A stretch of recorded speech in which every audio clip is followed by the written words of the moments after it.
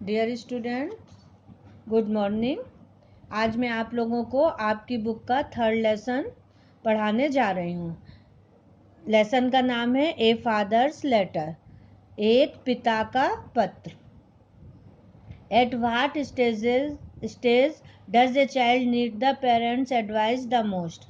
किस समय बच्चे को माता पिता की सलाह की सबसे ज़्यादा ज़रूरत होती है? तो ये एक पिता के द्वारा अपने बेटे को पत्र लिखा गया है और इसके राइटर हैं विलियम हेजलिट। विलियम हेजलिट अपने बेटे को, जब वो घर छोड़ के हॉस्टल में रहने जा रहा है, तो उसको छोड़ के के बाद उसको पत्र लिख रहे हैं और उसको सलाह दे रहे हैं। तो ये कहानी ये कह रही है, तो हम आपकी ये कहानी स्टार्ट करते हैं। माई डियर लिटिल फेलो, मेरे प्यारे बेटे, you are now going to settle at school.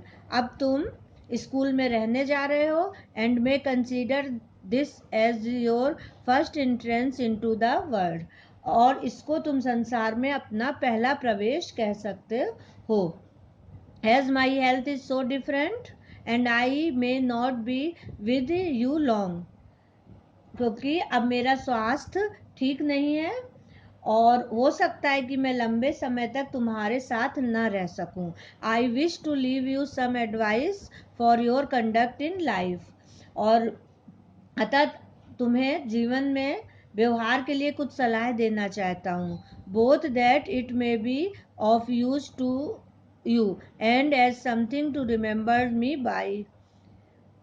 यह तुम्हारे लिए उपयोगी भी हो सकती है और इसके द्वारा तुम मुझे याद करते रहोगे। I may at least be able to caution you against my own errors if nothing else. मैं यदि कुछ और नहीं कर सकता तो कम से कम तुम्हें अपनी स्वयं की गलतियों के प्रति सावधान कर ही सकता हूँ।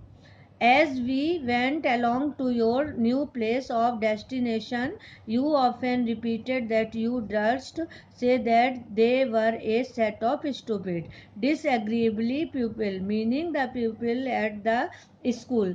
जब हम तुम्हारे साथ तुम्हारे गंतव्य की ओर जा रहे थे, तब तुमने बार बार दोहराया था कि तुम चुनौती के साथ कह सकते हो कि वे बेवकूफ़ हैं और झगड़ालू लोग हैं।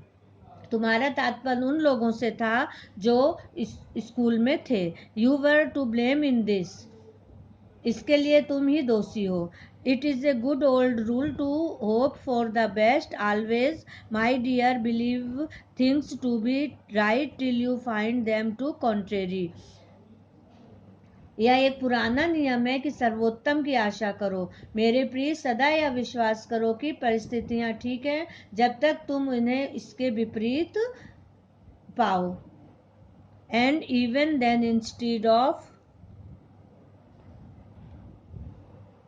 irritating yourself against them, endeavor to put up with them as well as you can if you cannot alter them। और तब भी उसके प्रति अपने मन में चिढ़ पैदा करने से अच्छा है कि तुम यदि उन्हें बदल नहीं सकते तो उनको सहन करने का जितना प्रयत्न कर सकते हो उतना करो। You said you were sure you should not like the school where you were going, this was wrong. तुमने कहा था कि तुम जिस स्कूल में जा रहे हो वह तुम्हें पसंद नहीं आएगा, यह गलत था। What you meant was that you did not like to leave home, इसका मतलब था कि तुम्हें घर छोड़ना पसंद नहीं था। But you could not tell whether you should like the school और not till you had given it a trial. जब तक तुमने उसे नहीं परखा तब तक तुम यह नहीं कह सकते कि तुम्हें वह स्कूल पसंद आएगा या नहीं। Otherwise your saying that you should not like it was determining that you would not like it.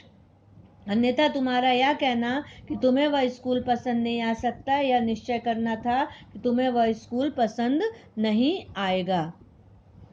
Never anticipate evils और because you can not have things exactly as you wish make them out worse than you are thought mere spite and wilfulness. बुराइयों की प्रत्याशा कभी मत करो, या क्योंकि तुम जैसा चाहते हो परिस्थितियां वैसी नहीं हैं तो केवल दुर्भावना और हठवादिता के कारण उन्हें बढ़ा चढ़ाकर खराब मत बताओ।